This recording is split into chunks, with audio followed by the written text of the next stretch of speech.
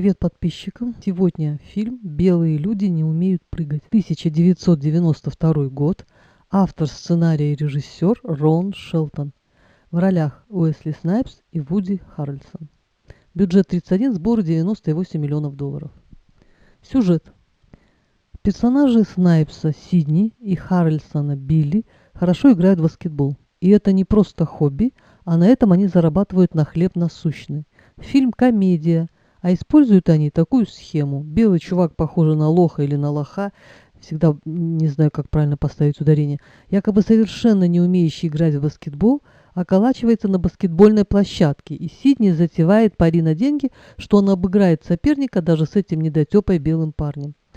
Соперники афроамериканцы, глядя на белого придурка, конечно же, соглашаются. И, о чудо, этот тандем выигрывает, а белый лох отлично играет в баскетбол.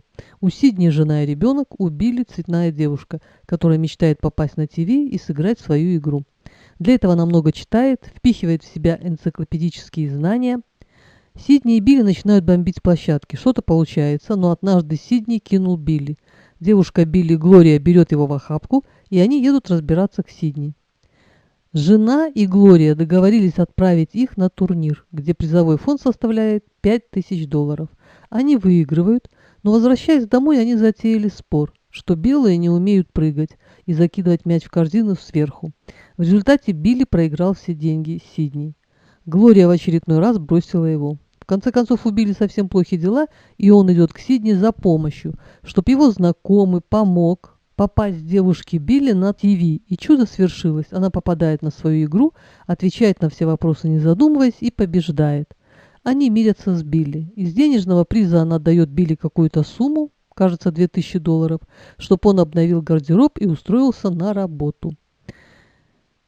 Попутно Билли и Глорию преследуют братья-бандиты Стуки, которым они задолжали круглую сумму.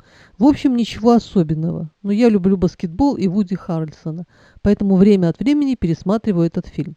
На роль Билли рассматривали Чарли Шина, Киану Ривза, Дэвида Духовны. Оказывается, Снайпс и Харрельсон очень хорошо играют в баскетбол. Все трюки выполняли самостоятельно. Специально для фильма были наняты инструкторы по баскетболу. По их словам, уровень игры Снайпса и Харрельсона соответствует уровню студенческого баскетбола США. В фильме принял участие Маркес или Маркус Джонсон в роли стритболиста Реймонда, американский профессиональный баскетболист. Когда-то давно шутки афроамериканцев мне казались просто дебильными, особенно про маму. Сейчас они мне кажутся милыми и совсем не обидными. Например, «Твоя мама астронавт». По-моему, совсем безобидная шутка. Ну, назови мою маму астронавтом. Где астронавтика и где моя мама? Понятно, что астронавтика к моей маме не имеет никакого отношения, поэтому не может быть обидной. А твоя пинает консервную банку. Оказывается, она переезжает. А твоя такая толстая, что когда поранила ногу, из нее потек жир. А у твоей такие желтые зубы, что они похожи на сливочное масло.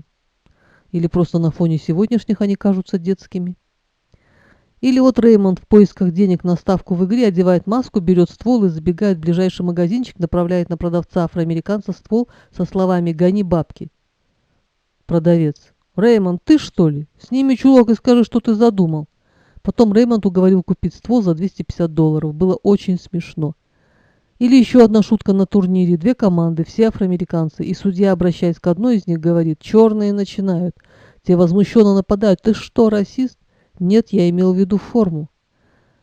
Финал неопределенный. Билли удвоил сумму, которую ему дала Глория, но Глория бросила его, так как он не сдержал слова не участвовать в уличных турнирах и не делать ставки.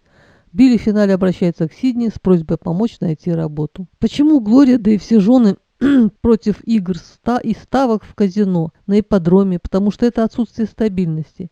А стритболист в пожилом возрасте, наверное, это смешно. Не все доживут до будущего, но все, особенно жены, обеспокоены им. Какое будущее ждет нас и наших детей? Вот главный вопрос тогда и сейчас. И что все носятся с этим будущим? И еще один момент. Учитывая расовые проблемы, я смотрела фильм и думала, да все-таки они один народ с этими приколами, черный, белый. Или это просто жанр сделал свое дело? Как-то все было по-доброму, что ли? На сегодня все. Всем пока.